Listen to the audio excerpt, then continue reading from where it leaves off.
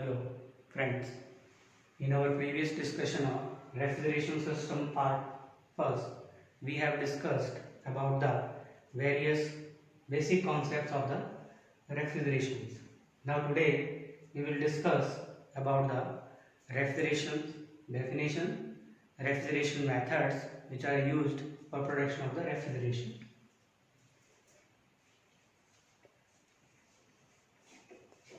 Starting with the definition of refrigerations. Refrigeration is defined as to maintain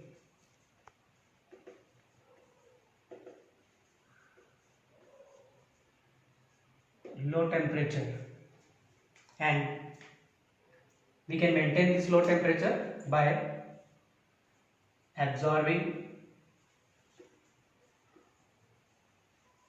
heat. Methods by which we can produce the refrigeration: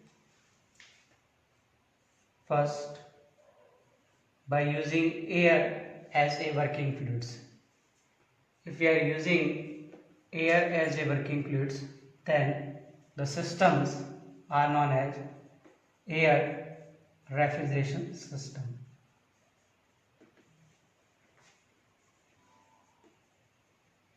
Second, by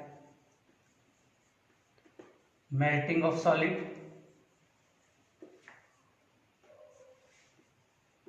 by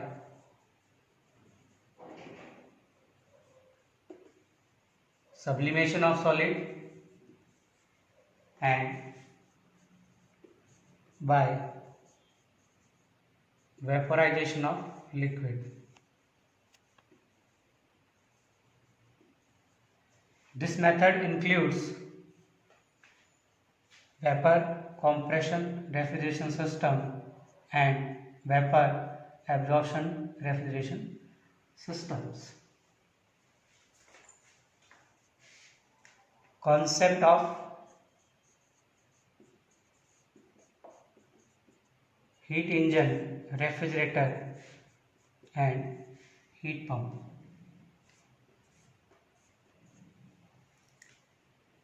If our system is working between the two temperature limits T1 and T2, if the direction is from high temperature to low temperature, then our system is known as the heat engine, delivering some net work done. And we know that if this is the heat applied, this is the heat rejection at T2 temperature, then net work done is heat applied minus heat rejections. And the efficiency of this engine is given as output upon input. Output is your net work done, input is your heat applied. That's why the efficiency is QA minus QR upon QE.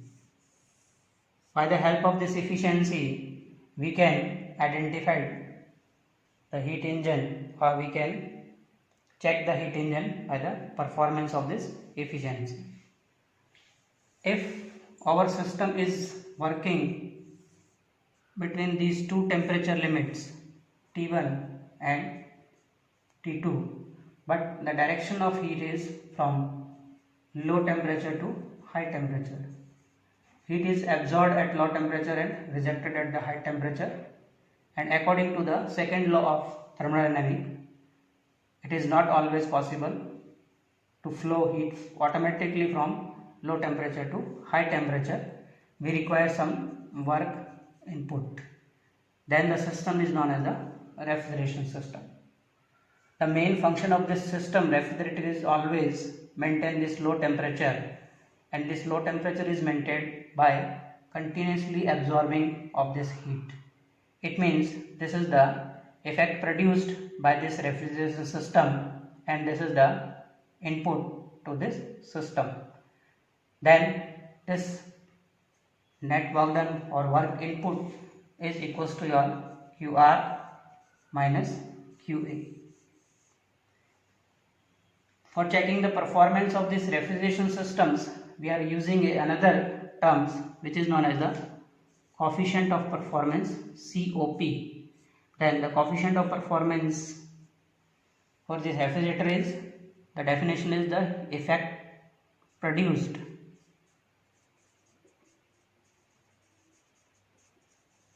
upon work supplied. In this case, the effect produces this heat absorption and the work supplied is this.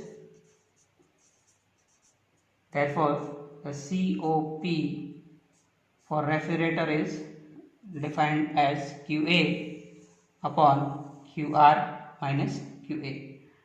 This COP is always the reciprocal of this efficiency. Now, if we are considering device working on this two temperature limits,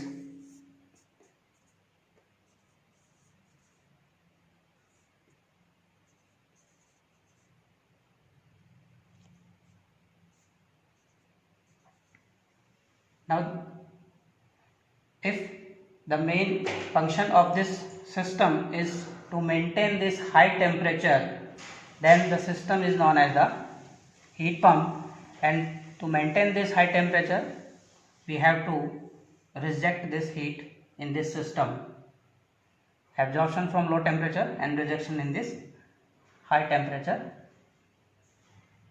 At that time the system is known as the heat pump. That work done is QR minus QA. Then we can also define the COP for this heat pump. Now for this heat pump, this is the effect produced, and this effect is produced by supply of this work. Then we can say effect produced is maintaining of this temperature T1 by supplying of this QR, and net work done QR minus QA. This is the COP of heat pump.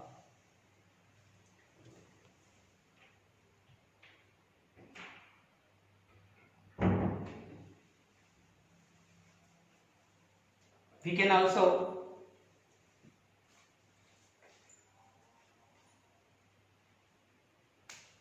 find out the relationship between this COP of refrigerator and COP of this heat pump.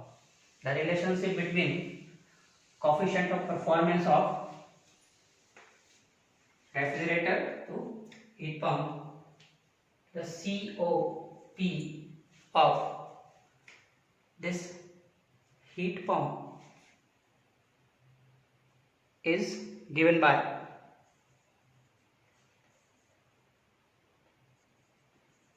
QR minus QA. Now if we are adding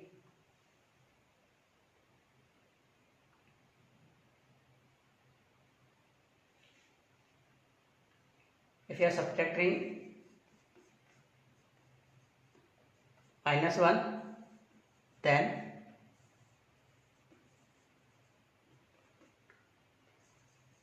COP of heat pump -1 is equals to your QR minus QR plus QA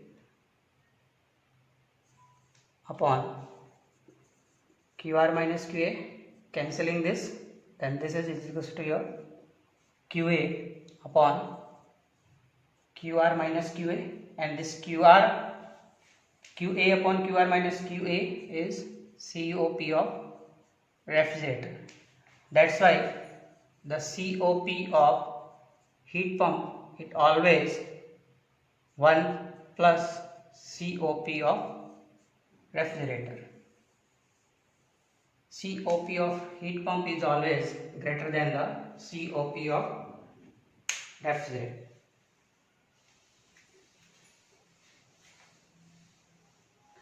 Our next topic is simple vapor compression refrigeration system. Now we are taking another concept is ton of refrigeration, another term which is used, 1 TR is equals to your 210 kilojoule per minute. This TR is ton of refrigeration.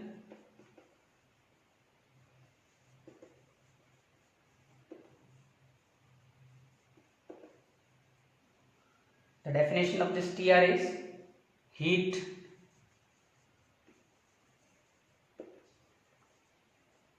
required to melt 1 ton of ice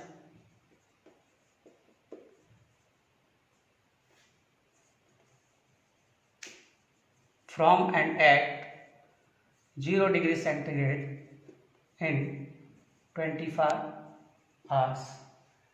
This heat required is known as the ton of refrigeration. This is our TR.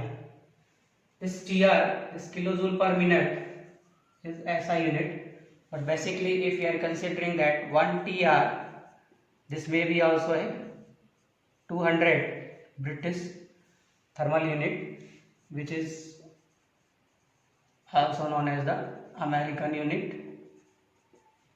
This is also considered as 50 kilocalorie per minute, which is MKS unit, and if we convert this kilocalorie into a kilojoule, then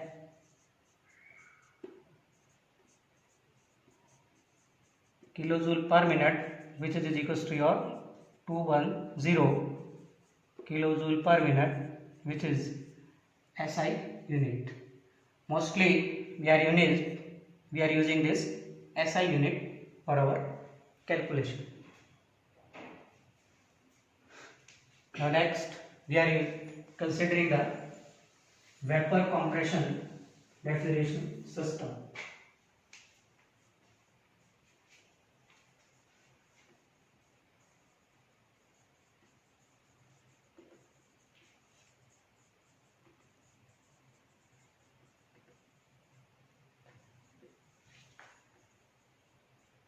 VCRS. Main elements of any vapor compression refrigeration system. The basic elements are: first, second, third and fourth. There are 4 basic elements. If we are joining these elements,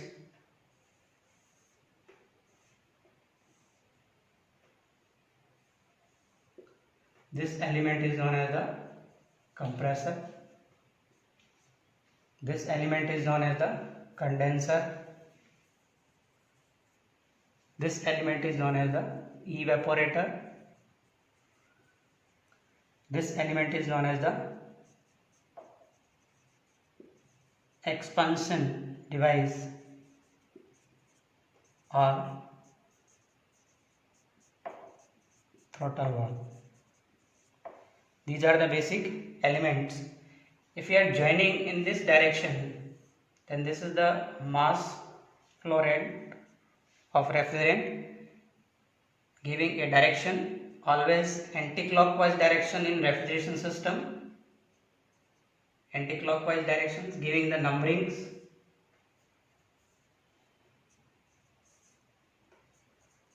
Identification of pressures,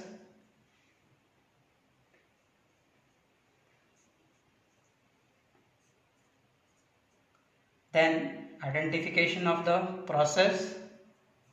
Constant entropy process takes place, and in this condenser constant pressure process takes place. Constant pressure process takes place, and we also know that in this throttle device constant enthalpy process takes place. Now the state of vapor or phase of vapor refrigerant: entering is the vapor, exit from compression is the vapor, exit from this condenser is the saturated liquid, exit from this is the liquid. But if we are considering the pressure, then this side pressure is the low pressure, this side pressure is the high pressure. That's why we can say low pressure liquid and low pressure vapor, high pressure vapor and low pressure saturated liquids. This P3 is equals to your P2 and this P4 is equals to your P1, identification of pressure. Now the vapor is handled by this compressor, which is isentropically compressed, and the high pressure vapor is supplied to the condenser where heat rejection takes place at constant pressure and converted into the saturated liquid. This high pressure saturated liquid is supplied to the expansion device where throttling process takes place and converted into the low pressure liquid, and this low pressure liquid is supplied to the evaporator where heat is absorbed, which is also known as the refrigeration effect, and this liquid converted into the vapor, process completed again and again. This is the functioning of this simple vapor compression refrigeration systems. Now if we are using a word simple vapor compression refrigeration systems, then simple means the compressor handle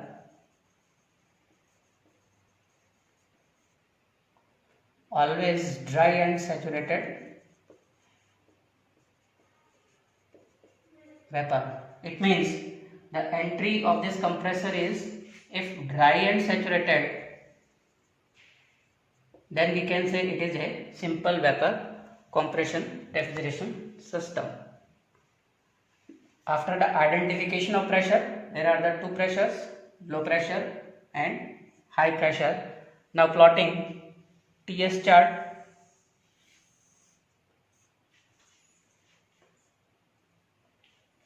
We know that in our previous concept, this is the F line, fluid line, Z line.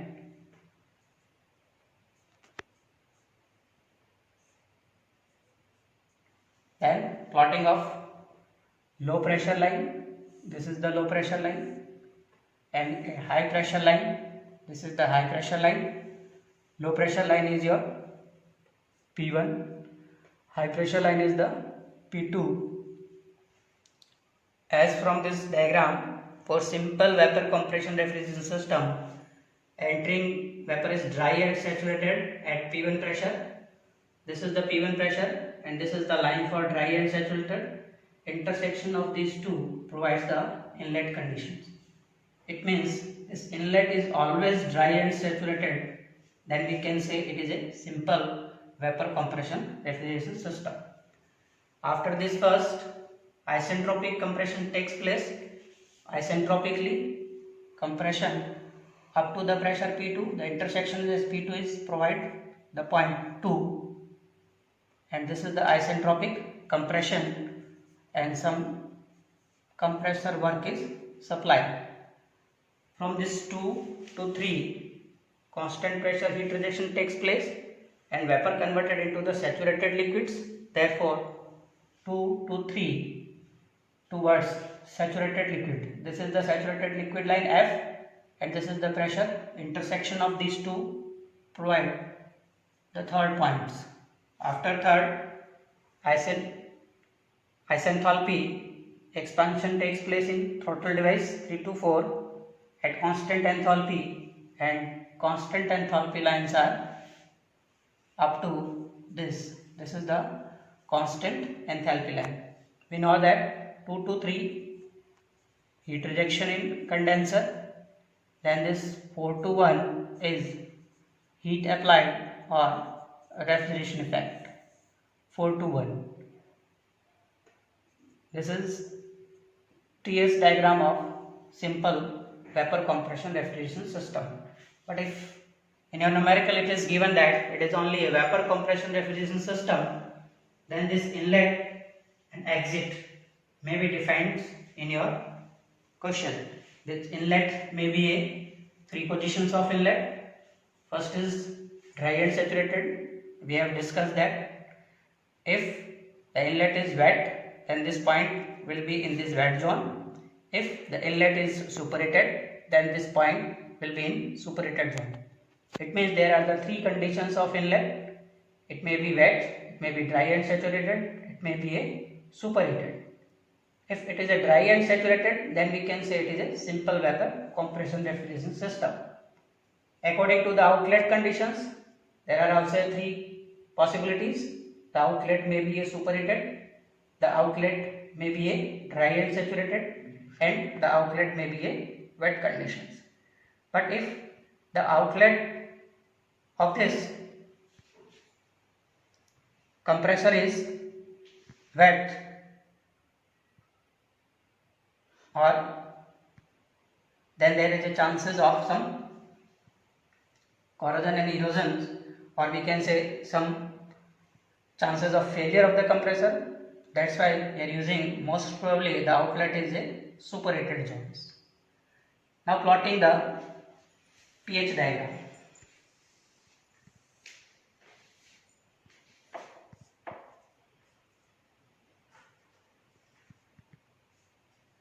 And from pH diagram we know that this is F, this is Z, low pressure line, high pressure line, and according to this, that at this P1 the inlet is dry and saturated, that's why the intersection is the 1 number point. After then the isentropic compression up to a pressure P2, intersection is 2, and then 2 to 3 is saturated liquid, 3, and 3 to 4 is constant enthalpy, 3 to 4 constant enthalpy. Now the direction 1, 2, 3, 4, 1 to 2, isentropic compression process, 2 to 3, heat rejection process in condenser, 4 to 1, heat absorption or refrigeration effect in evaporator. By the help of the pH diagram, we can directly calculate the value of enthalpy H1 from here, H2 from here, and H3 and H4 from here. It means there is no calculation required when we are using this pH diagram. But if we are using this TS diagram, then we require some calculations. Next step in this vapor compression refrigeration system is analysis of this.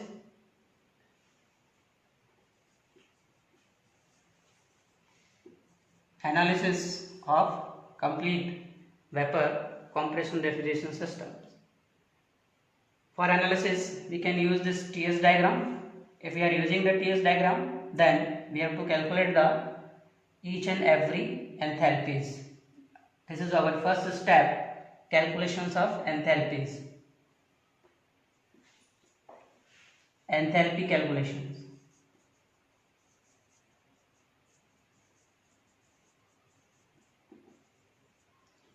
The first enthalpy of this from TS diagram, from the refrigeration table at P1 pressure,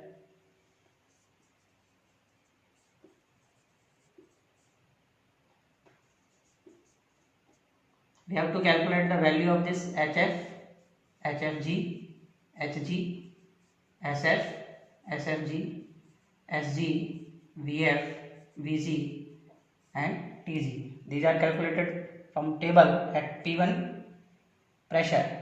Now we know that this one number is the G at 1 P1. It means this H1 is the Hg. And also we know that entropy is always Sg. We can use these values Sg and Hg, H1 and S1.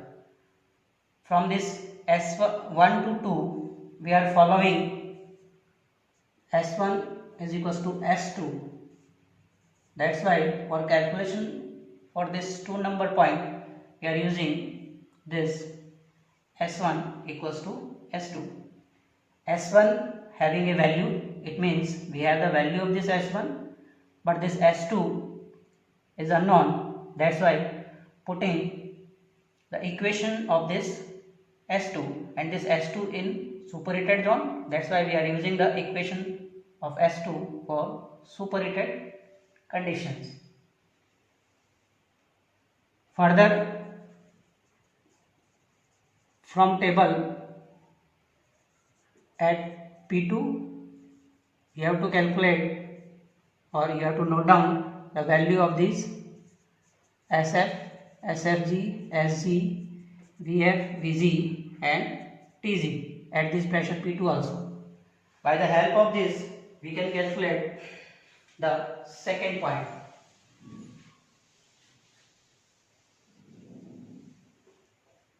We can calculate using this equation S1 is equals to S2, S1 having the value, and for S2, the formula for S2 it is in superheated, that's why Sg at P2 pressure plus Cp log E Ts upon Tg at P2 pressure. By putting the value we can calculate the value of Ts. This is the temperature at this point 2. We can calculate the temperature at 2 by the help of these equations, and if we have the temperature at this which is equals to your T2, by the help of this T2 we can calculate the enthalpy at 2, and enthalpy at 2 is in superheated zone up to this Hg plus this difference, then Hg at P2 pressure plus Cp into temperature difference Ts minus this Tg, but this Tg is at P2 pressure. All the values are used as P2 pressure. By the help of these equations we can calculate the enthalpy at 2 number points. Then H3,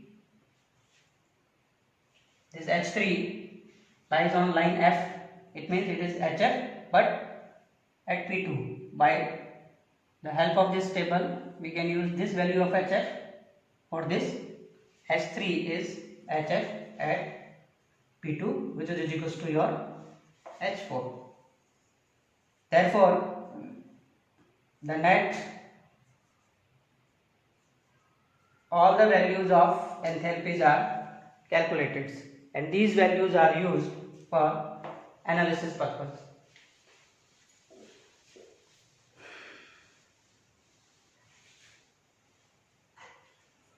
Now we have